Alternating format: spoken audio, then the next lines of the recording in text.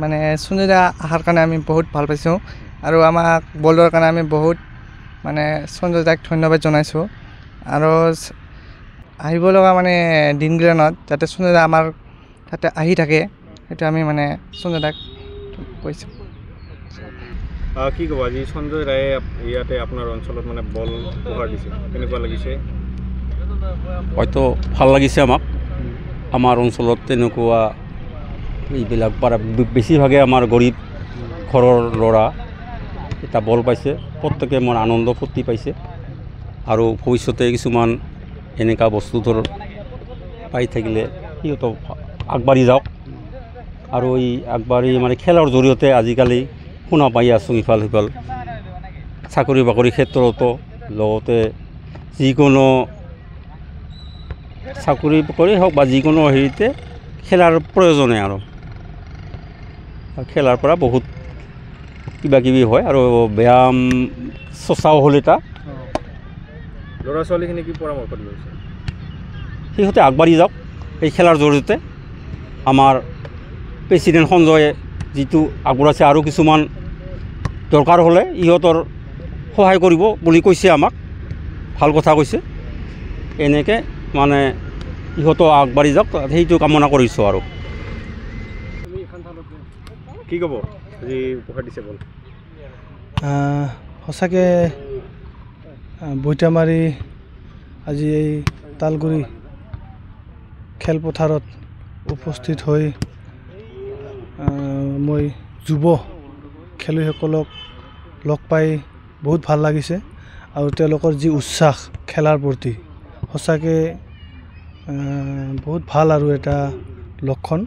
তো আজি মই উপস্থিত আছোঁ এতিয়া বৈতামাৰী তালগুৰিত আৰু তালগুৰিৰ এই যুৱ খেলুৱৈসকলক মই মোৰ এটা ক্ষুদ্ৰতম সহায়, ইমান ডাঙৰ সহায় নহয়, সৰু এটা সহায়, এটা বল তেওঁলোকক মই আজি দিলোঁ।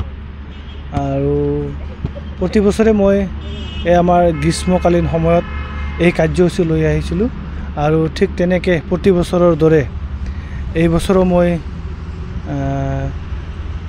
প্ৰতিখন গাঁৱৰ যি ভিতৰুৱা অঞ্চল, বিশেষকৈ ভিতৰুৱা অঞ্চলৰ যাতে যুৱকসকলেও মানে খেলৰ তেওঁলোকৰ যি প্ৰতিভা সেই খেলৰ প্ৰতিভাসমূহ যাতে তেওঁলোকৰ ওলাই আহে আৰু প্ৰতিভাসমূহ যাতে আগন্তুক দিনত তেওঁলোকে জিলাৰ তথা ৰাজ্যিক পৰ্যায়ত যাতে খেলৰ জৰিয়তে তেওঁলোকে নিজৰ গাঁও তথা আমাৰ বঙাইগাঁও জিলাৰ সুনাম যাতে কঢ়িয়াই আনিব পাৰে, তাৰ কাৰণে এটা মোৰ সৰু এটা প্ৰচেষ্টা। তো সঁচাকৈ ভাল লাগিছে এই যুৱ খেলুৱৈসকলৰ মাজত উপস্থিত হৈ তেওঁলোকক যি ফুটবল এটাকে প্ৰদান কৰিলোঁ। তো আগন্তুক দিনতো মই ঠিক এনেকুৱা কাৰ্যসূচী লৈ থাকিম আৰু এই ফুটবল অকল আমাৰ ফুটবল খেলটো খেলেই নহয়, এই ফুটবল খেলে আমাৰ দেহ মন ভালে থকাৰ লগতে নিজৰ শৰীৰটো সুস্থ কৰি ৰাখে। তো যুৱ প্ৰজন্মক বিশেষকৈ আহ্বান জনাম, কিয়নো এইখন চৰকাৰৰ দিনত খেলক অতিকৈ প্ৰাধান্য দিয়া হৈছে।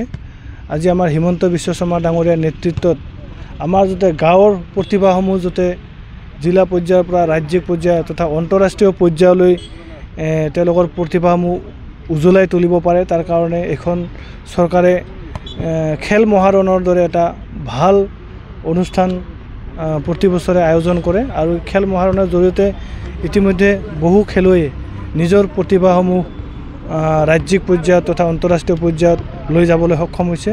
এই চকতে মই মাননীয় মুখ্যমন্ত্ৰী হিমন্ত বিশ্ব শৰ্মা ডাঙৰীয়াক ধন্যবাদ জনাইছোঁ আৰু মোৰ এই যি কাৰ্যসূচী সৰু প্ৰয়াস, এই কাৰ্যসূচী আগন্তুক দিনত চলি থাকিব।